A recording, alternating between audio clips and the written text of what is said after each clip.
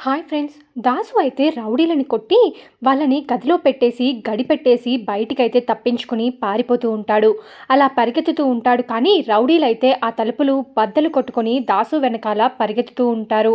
అలా దాసు వెనకాల రౌడీలైతే పరిగెత్తడం చూసిన దాసు చాలా టెన్షన్ పడుతూ ఫాస్ట్‌గా పరిగిస్తూ ఉంటారు. కానీ దాసుని చూసిన రౌడీలు మాత్రం ఇంకా ఫాస్ట్‌గా పరిగెడుతూ ఉంటాడు. మరోపక్క పారిజాతం అయితే జోష్న మీద అనుమానంతో ఈ జోష్ననే దాసునేమన్నా చేసి ఉంటద్దా?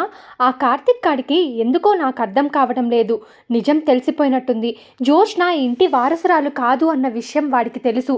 అందుకే వాడు ఇండైరెక్ట్‌గా ఇలా మాట్లాడుతున్నాడా? అయినా దాసు మెడలో ఉండే గొలుసు కార్తిక్‌కి దొరికింది కదా! కానీ జోష్న మాత్రం దాసు ఇక్కడికి రాలేదని చెప్తుంది. ఏమై ఉంటుంది? అయినా ఈ జోష్నని నమ్మడానికి కూడా లేదు. అన్నీ నా బుద్ధులే కదా! దాని స్వార్థం కోసం అది ఏమైనా చేసి ఉంటుంది. ఎలా అయినా సరే ఈ జోష్న మీద ఒక కన్నేసి ఉండాలి. ఈ జోష్న నాకు ఎంత ముఖ్యమో నాకు నా కొడుకు దాసు కూడా అంతే ముఖ్యం. ఆల్రెడీ కాశీని నమ్మించి మోసం చేసి జైలు పాలు చేసింది. ఇప్పుడు దాసుకి కూడా ఏమన్నా చేసాలి. నా చేతిలో ఈ జోష్నకి మూడిందే అని పారిజాతం అయితే అనుకుంటూ ఉంటుంది. మరోపక్క దాసు అయితే పరిగెత్తుతూ ఆలోచిస్తూ ఉంటాడు. ఖచ్చితంగా ఈ విషయాన్ని నేను ఈరోజు ఎలా అయినా సరే దశరథ్ అన్నయ్యకి చెప్పాలి. నా కూతురని ఇన్ని రోజులు ఆగాను. నా కూతురికిచ్చిన మాట కోసం ఇన్ని రోజులు తను ఎవరో ఎలాంటిదో ఎవ్వరికి చెప్పకుండా నా మనసులోనే దాచుకున్నాను. అదే నేను చేసిన పెద్ద తప్పు. అలా కాకుండా జరిగిన విషయాన్నంతా కూడా ఎప్పుడో ఆ శివనారాయణ గారికి కనుక చెప్పి ఉంటే ఈ పాటికి ఆ కుటుంబము బాగుపడేది, నేను బాగుపడుండేది. నా కూతురు జోష్న అని చెప్పడానికి కూడా నాకు అసహ్యంగా ఉంది. కన్న తండ్రిని చూడకుండా ఒకసారి నన్ను చంపాలని చూసింది. ఇప్పుడు డైరెక్ట్గా నన్ను కిడ్నాప్ చేసింది. తన స్వార్థం కోసం ఎంతకైనా కూడా దిగజారుతుంది. ఇదంతా కూడా మా అమ్మ పెంపకం వల్లే వచ్చింది. నేను ఈ నిజాన్ని తెలిసిన రోజే చెప్పుండాల్సింది. అయినా ఇప్పటికీ కూడా మించిపోయిందేమీ లేదు. అసలే సుమిత్ర వదినకి ఆరోగ్యం కూడా బాగలేదు. ఇప్పుడు కనుక నేను దీపే తన ఇంటి వారసురాలు, తన కన్న కూతురు అని చెప్తే చివరిసారిగా తన కూతురుని కల్లారా చూసుకొని కూతురితో మధురక్షణాలను గడుపుతుంది. కుదిరితే బోన్ నారో ట్రాన్స్ప్లాంటేషన్ కూడా దీపే వదినకి ఇచ్చి కాపాడుకుంటుంది. ఎందుకంటే తన కన్న తల్లి కదా. జోష్నకి ఏం తెలుస్తుంది? అయినా కన్న తండ్రిని నన్నే చంపాలని చూసింది. ఇక పెంచిన తల్లి సుమిత్ర వదినని ఏం చేయడానికైనా సిద్ధపడుతుంది. అయినా ఇప్పుడు కనుక నేను జోష్న గురించి ఆ ఇంట్లో నిజం చెప్పకపోతే ఆ ఇంట్లో వాళ్ళందరికీ కూడా ప్రమాదం. ఖచ్చితంగా ఈరోజు నేను ఎలా అయినా సరే నా ప్రాణాలు పోయినా పర్వాలేదు, నేను చెప్పేస్తాను. ఈరోజు నేను నిజం చెప్పేస్తాను అంటూ పరిగెత్తుకుంటూ దాసు అయితే వెళ్తూ ఉంటాడు. ఇక అలా పరిగెడుతూ దాసు అయితే ఒక కారు కింద అయితే పడిపోతాడు. దాసు అలా కారు కింద పడిపోయేసరికి దాసుకి బాగా దెబ్బలు తగడం, తలకి బాగా దెబ్బ తగలడంతో అక్కడికక్కడే స్పృహ తప్పి రక్తపు మడుగులో మునిగిపోయి ఉంటాడు దాసు. అయితే అది చూసిన రౌడీలు, అరే ఈ దాసు చచ్చిపోయాడ్రా, ఇప్పుడు మనం కనుక వీడిని లేపామనుకో, హాస్పిటల్కి తీసుకొని వెళ్ళామనుకో ఆ నింద మన మీద వస్తుంది. అసలే మనం పెళ్ళాం పిల్లలు ఉన్న వాళ్ళమి. ఇవన్నీ మనకెందుకురా?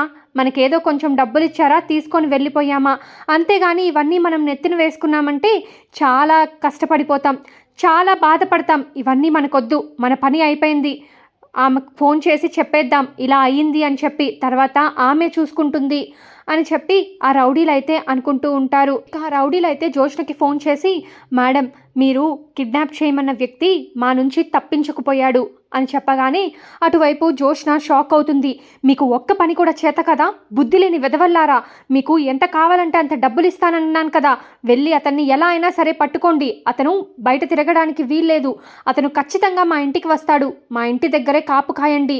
వెంటనే అతన్ని కిడ్నాప్ చేసి మళ్ళీ తీసుకుని వెళ్ళండి అని జోష్న చెప్తూ ఉంటే, మేడం మేము చెప్పేది వినండి మేడం, మా నుంచి తప్పించుకున్నాడు. కానీ అతనికి యాక్సిడెంట్ జరిగింది. చాలా పెద్ద ప్రమాదమే జరిగింది. ఇప్పటికి నాకు తెలిసి బ్రతికి కూడా ఉండడు అని చెప్పంగానే, ఓకే మంచి పని చేశారు, మీరు అక్కడి నుంచి తొందరగా వెళ్ళిపోండి. మీకు కావాల్సిన డబ్బులు నేను అకౌంట్కి ట్రాన్స్ఫర్ చేస్తాను. మీరు అక్కడ ఉండడం ప్రమాదం. వెంటనే కొన్ని రోజులు ఊరు వదిలి వెళ్ళిపోండి అని చెప్పి జోష్న చెబుతుంది. ఇక అలా రౌడీలు అయితే వెళ్ళిపోతారు. జోష్న అయితే తన మనసులో, నా చేతికి మట్టంటకుండా ఆ దాసు చచ్చిపోయాడు. ఆ గ్రాని కొడుకు ఇలా చనిపోతేనే ఈ నిజం అతనితోనే చనిపోతుంది. లేకపోతే ఈ నిజం ఎప్పుడు వెళ్ళి బయట చెప్తాడా, ఎప్పుడు ఎవరికి చెప్తాడా అని భయంతో చావాల్సి వచ్చింది.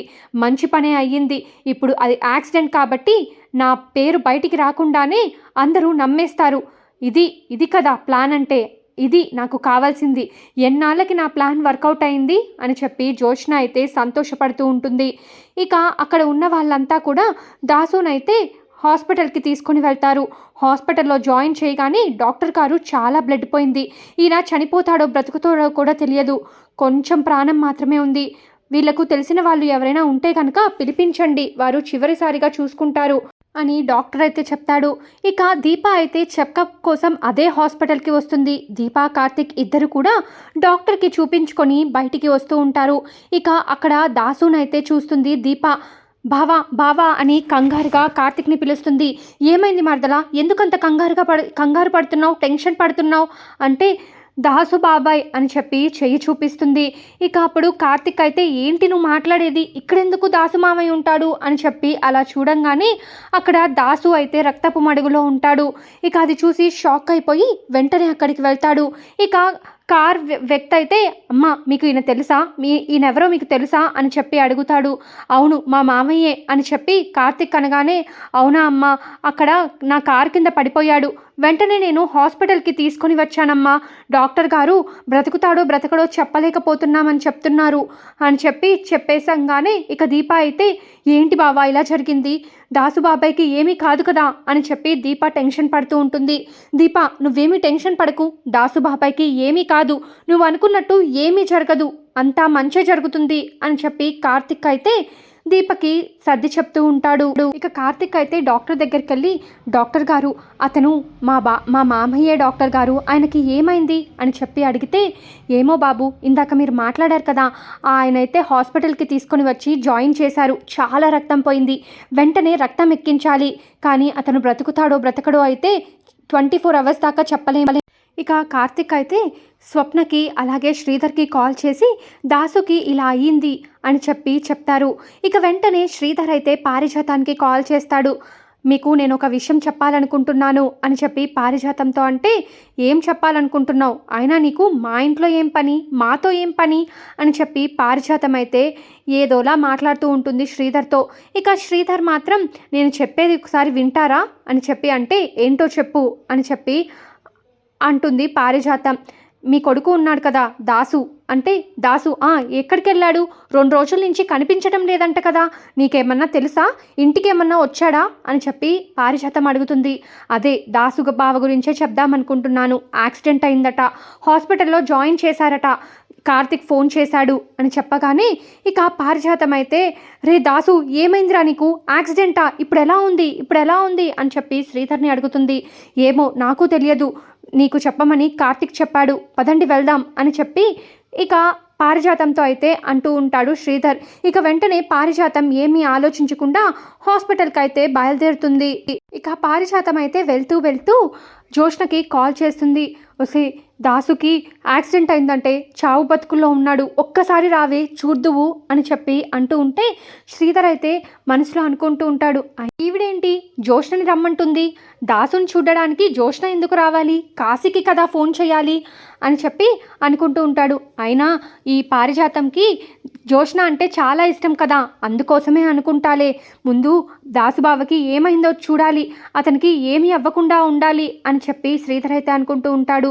పారిజాతం మాత్రం ఏడుస్తూనే ఉంటుంది.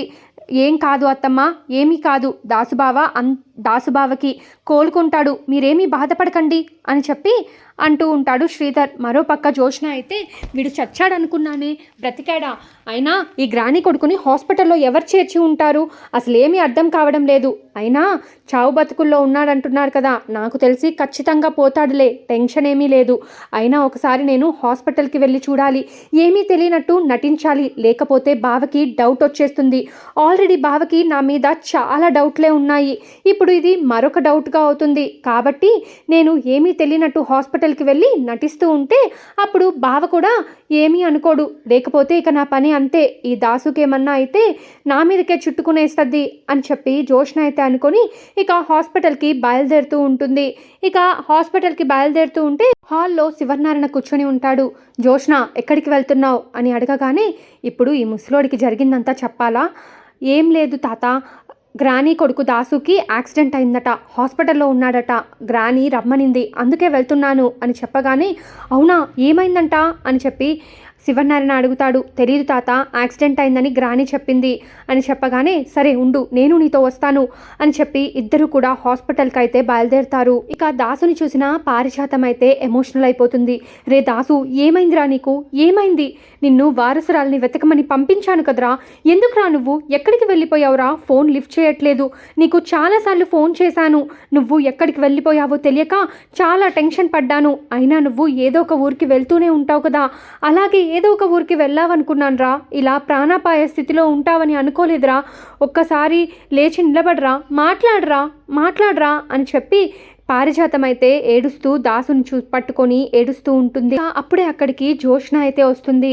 పారిజాతం అలా మాట్లాడడం చూసి ఈమె టెన్షన్లో ఏదో ఒకటి బయట పెట్టేస్తుంది. ఆ దాసు కంటే ముందర ఈ గ్రానియే నిజాలు బయట పెట్టేలా ఉంది అని చెప్పి పారిజాతాన్ని పక్కకి లాక్కొని వెళ్తూ ఉంటుంది.